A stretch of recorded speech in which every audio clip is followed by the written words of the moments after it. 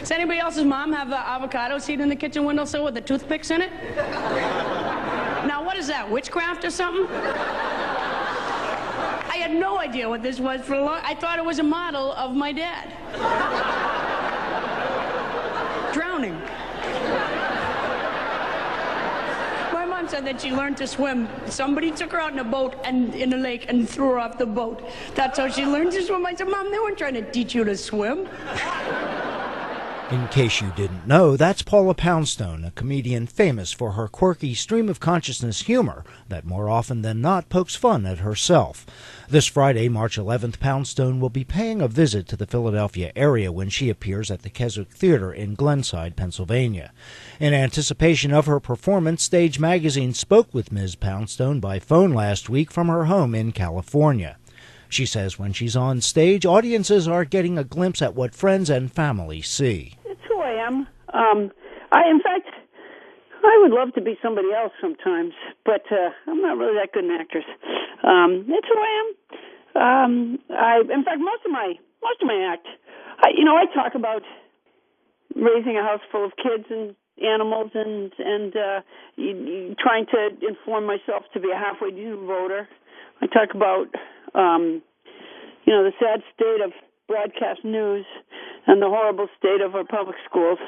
A lot of my act is unscripted, and therefore it's just me talking, and it would be hard to be anybody but myself. Poundstone says her obsessive-compulsive disorder plays a big part in how her routines come about. One of the things that happens is everything reminds me of something else. Everything that gets said, whether I say it or somebody else says it, reminds me of something else that I feel that I must say. And so there is some bizarre linkage to absolutely everything for me. In writing There's Nothing in This Book I Meant to Say, the comedian takes those sometimes tenuous connections to outrageously funny lengths. I sort of purposely allowed myself to say what those linkages were. So I would be talking about, say, Abraham Lincoln, for example, and then, his mother died of milk disease, and then I said, well, my mother had a headache for a really long time. So whatever connected up, I just write it in. Poundstone says rather than being on the road for weeks at a time, she's pared her touring schedule down to a series of weekend excursions. March happens to be really, really busy, but most of the time it's pretty doable. I think I strike the best balance I can between home and road. I tend to look forward to both things. I look forward to going home. I look forward to going to work. She says working on NPR's Wait, Wait, Don't Tell Me has given her some of the stability and friendships that are difficult to come by in her often solitary work as a comedian. It's just me on stage. I do about 2 hours. I go back to my hotel room and I go home. Mm-hmm. I very rarely, sometimes by the time I come back to that same theater again, maybe not even the same people work there. Or somebody will say, oh, we met before. I go, oh, did we? It's long, I have no connections in those ways to almost anybody in my work because of the kind of work it is. And so to go... I only get to do Wait, unfortunately only about once a month, maybe. But, I go and it's people I know. It's a hotel that I go to regularly. I know how to get from one place to the other. I take the train from the airport because I can, because I know where I am and I know how to get there. And all that is just thrilling to me. She says that during a rougher patch of her life, comedy proved to be a great comfort. At the time, I think it was really helpful to be able to laugh and make jokes and to talk to a group of people who come out to see me. Poundstone says she was especially boosted by the love and support of her fans. I always had crowds that came to see me, even throughout the dark and stormy days. The crowds were definitely smaller back then.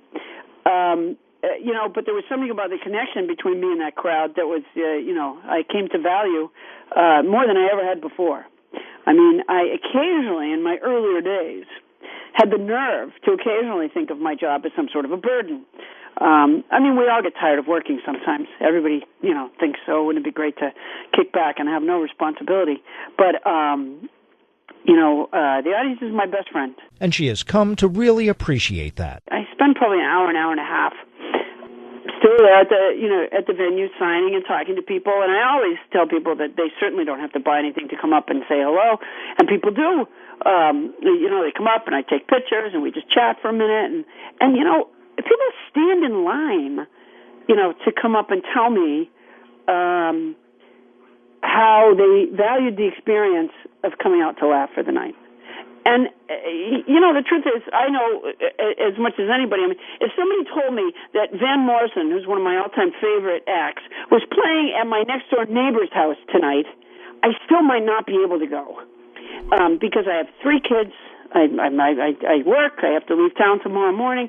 Most of us are scheduled up beyond our eyeballs. Poundstone started her career in stand-up doing open mic nights in Boston in 1979 before heading across the country. I worked out in Boston probably for a year and a half as an open micer before I took a Greyhound bus around the country to see what clubs were like in different cities, and ended up just staying in San Francisco for a few years. Well, that's quite an adventurous way of going about it. Yeah, it was actually. I look back on it now, and it's, I think it worked out great. I'm glad I did it. I try to picture my kids doing the same thing, and I'm sure my kids are as capable as I, and more so. But I don't know that they would do that. It does sound adventurous. What were you, maybe 20 years old at the time? Yeah. 19. Yeah, 19, 20. Yeah, that's quite adventurous for a young woman, 20 years old. I don't think I knew that it was, though. I mean, that was one of the things about me. I left home when I was 17, and so I think by 19 I considered myself well into adulthood. She says she tried to stick with a set act in the beginning, but in time found that the quirks of her mind worked well and made performing more fun. I used to go on stage and I'd memorize my 5 minutes for my open mic night set, and then I would get on stage and promptly forget it. I'd be distracted by something. I would say something that I didn't mean to say in the beginning, and then I wouldn't know where I was in the 5 minutes, and I'd get all confused, and I would think to myself, oh, this is terrible. Why do this is bad. I have, I can't remain focused, and, at some point, I just figured out, I just sort of embraced it, and I went, hey, this is actually the really fun part. I mean, most of the time, I have material I've been doing for years, and a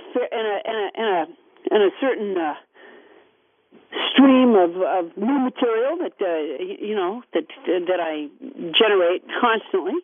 But even having said that, it tends to be that the most fun part of the night is the part where I was just talking to the crowd, and it was nothing that will be said again, and that is really only germane to that particular evening and those particular people. And that's, I think, where the real magic of the night is.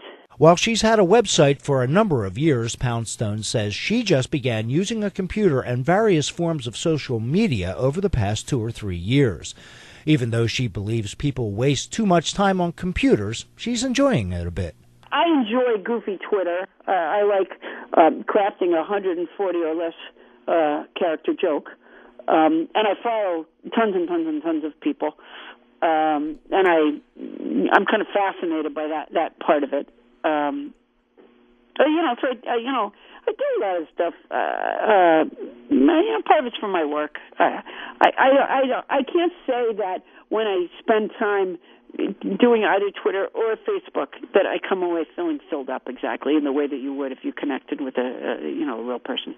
Poundstone thinks email is preferable to no written communication, but feels that young minds could benefit from stepping away from the keyboard and picking up a pen or a pencil. I don't even think it has the power of a handwritten letter. I mean, although I think it's it's wise to want to save trees and all that. Mm-hmm. For me, an email has nowhere near the same merit either in sending it or in receiving it as does a handwritten letter. I think they've even found in research that kids writing on a page has a brain developmental thing that you can't get from typing into a computer. And I'm not surprised because I've always, like when I wrote my book, for example, or when I wrote 3 math workbooks with my high school math teacher, I wrote them all by hand. I wrote them before I learned to use a computer. I only started using a computer about using it myself about 2.5 years ago. You guys, let's get out of here right now. I don't know, all of us somewhere. 7-Eleven. Act like it's a complete coincidence they're just having a rush. We don't even know each other, we're just looking at some frozen foods. And one at a time, each go up and buy a Slim Jim. It would really screw up their inventory. Paula Poundstone brings her unique brand of comedy to Glenside's Keswick Theater this coming Friday, March 11th. Paula's tour information is available online at paulapoundstone.com. Ticket prices and showtimes at the Keswick can be found at keswicktheater.com. For Stage Magazine, I'm Jim Hilgen.